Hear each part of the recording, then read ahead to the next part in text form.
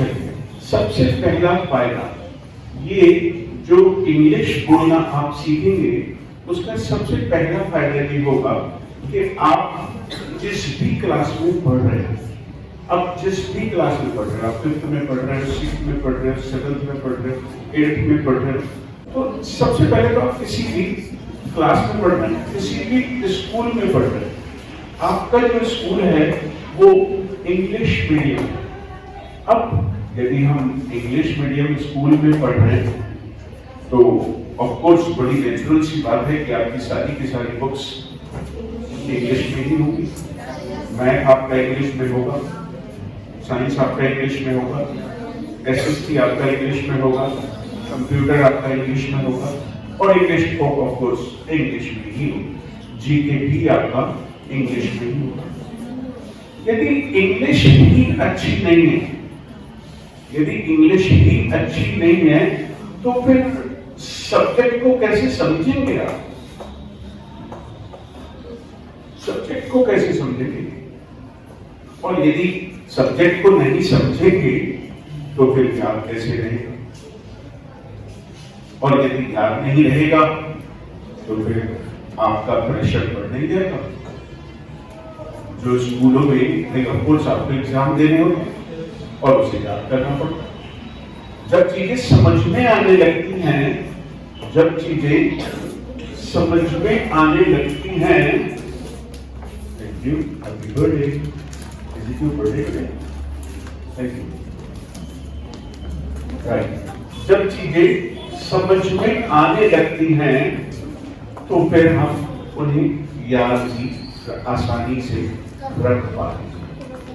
जब चीजें समझ में नहीं आती तो फिर ऑफ कोर्स हम उन्हें याद भी नहीं रख पाते।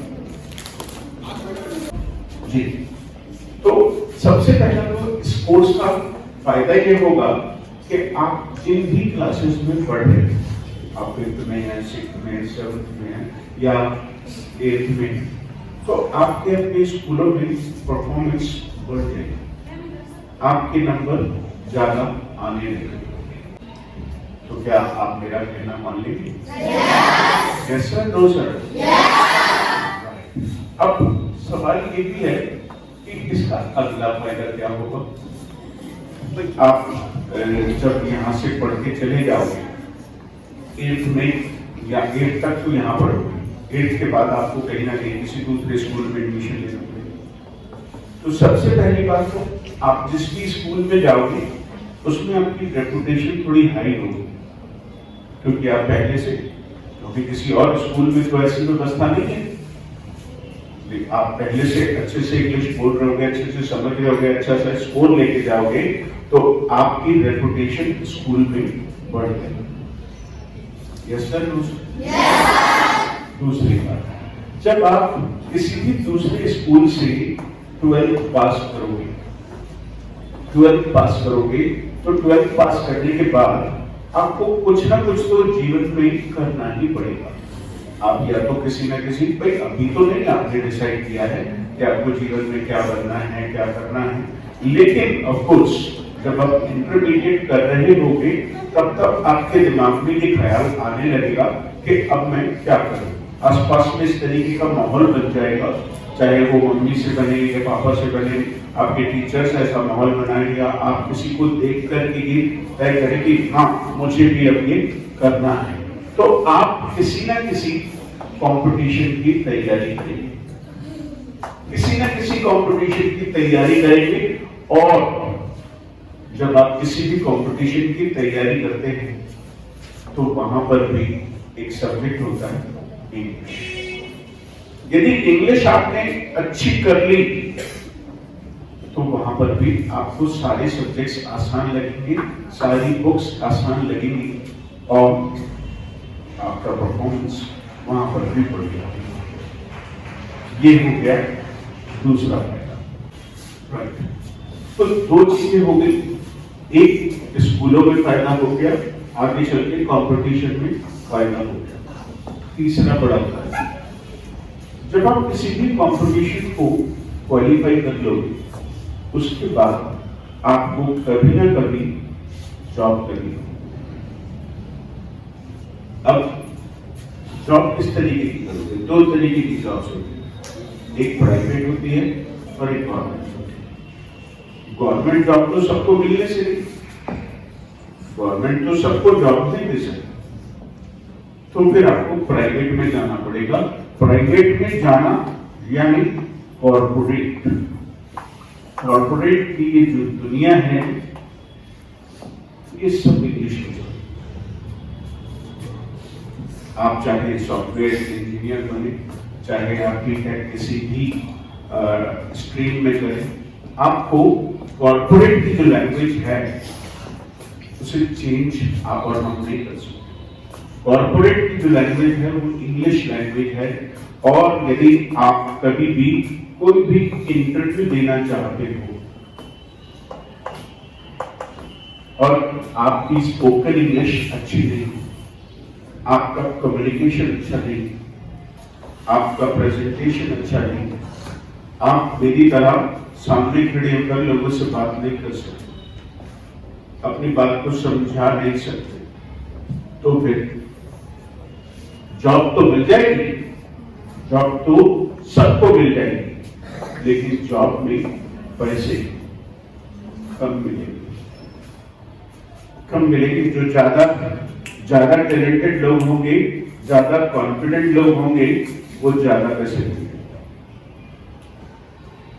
फिर आप अपना प्रमोशन भी करवाने के लिए समय का इंतजार करोगे, क्योंकि आपने बचपन में अपनी पढ़ाई पर ध्यान नहीं दिया, बचपन में अपनी पढ़ाई पर ध्यान नहीं दिया। मम्मी ने स्कूल तैयार करके भेजा और हम यहाँ थोड़ी बहुत देर खेल खाल के चले गए, अपने दोस्तों से बातें करके चले गए, स्कूल आए खाना खा के चले गए। हमने सीखने की तरफ ध्यान ही नहीं दिया, हमने सीखने की तरफ ध्यान ही नहीं दिया। अभी बहुत जल्दी ही हम एक ऐसी वर्कशॉप करेंगे यहाँ पर कि हमें क्यों पढ़ना चाहिए, पढ़ना कैसे चाहिए, क्यों हमें याद नहीं रहता, कैसे याद रह जाता है, कैसे याद रह जाता है, पढ़ना कैसे चाहिए और क्यों पढ़ना चाहिए। अभी तो मैं बात कर रहा हूं स्पोकन इंग्लिश।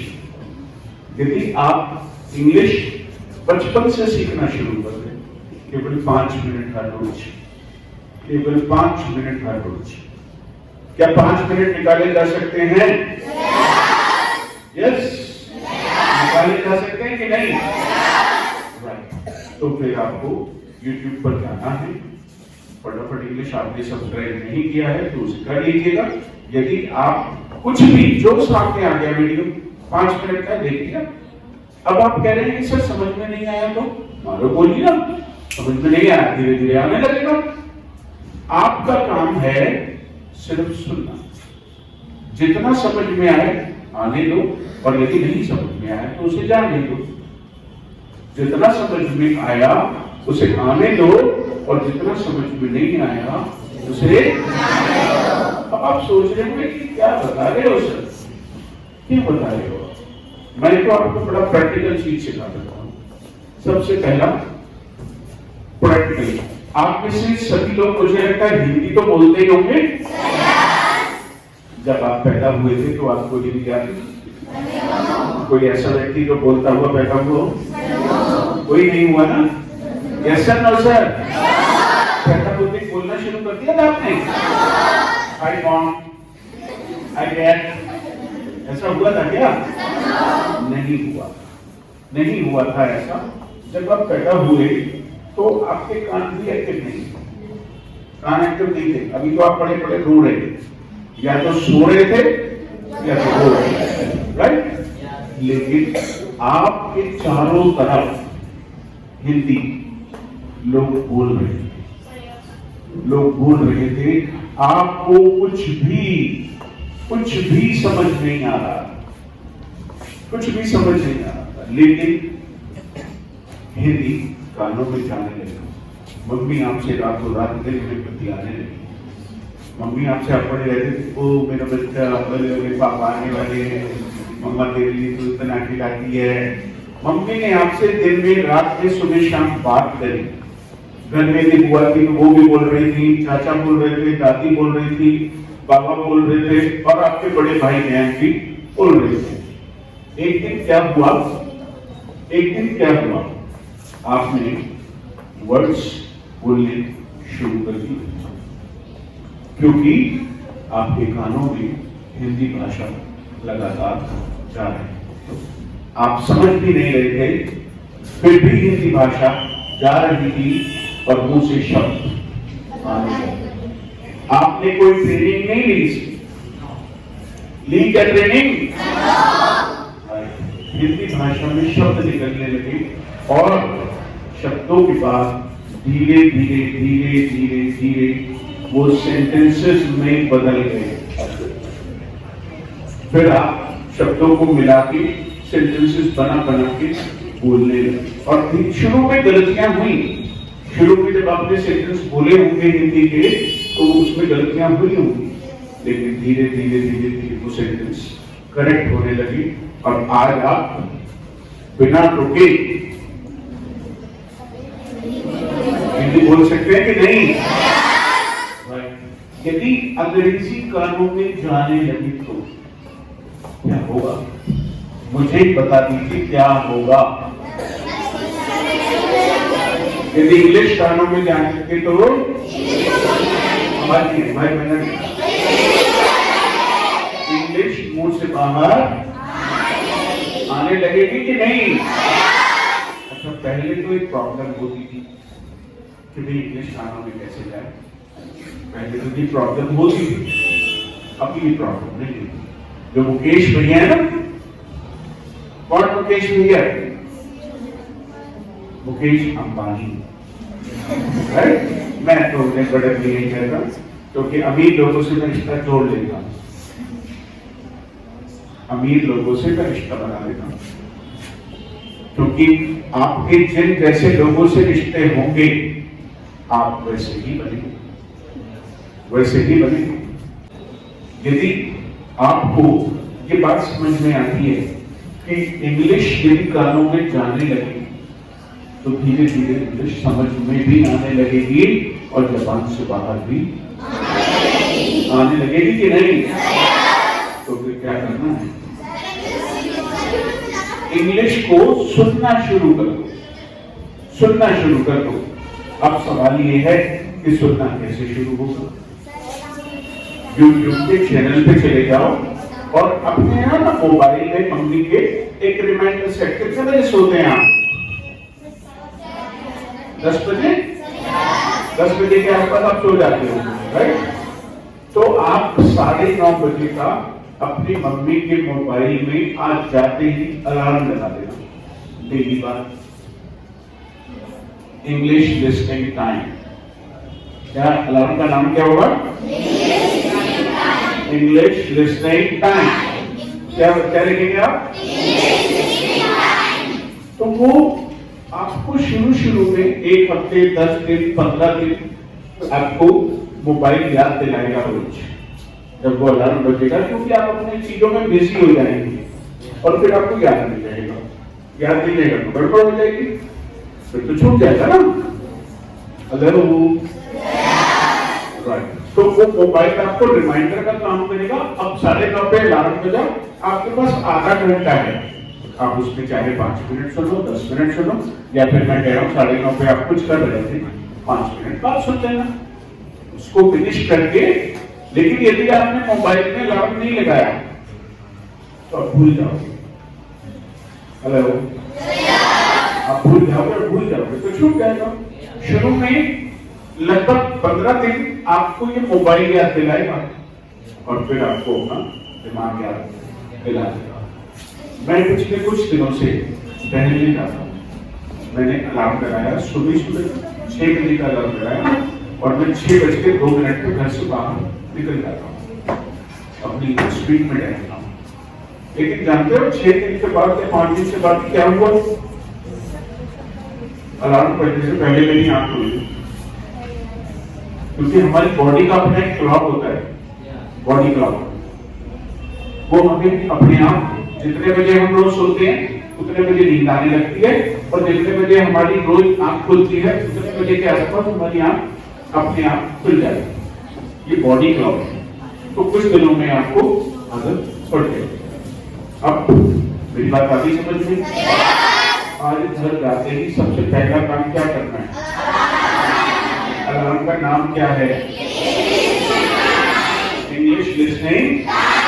अब कोई 5 मिनट सुनेगा, कोई 10 मिनट सुनेगा, कोई 15 मिनट सुनेगा, जिसकी जितनी श्रद्धा हो वो उतना सुने। 5 मिनट से कम नहीं सुनना है। 5 मिनट, यदि 5 मिनट की नींद होगी तो फिर कोई फायदा। क्लियर है? राइट। अब मुझे कैसे पता चलेगा कि आपने देख लिया? नहीं, केवल लाइट से पता नहीं चलेगा। आपको उसमें एक कमेंट करना होगा।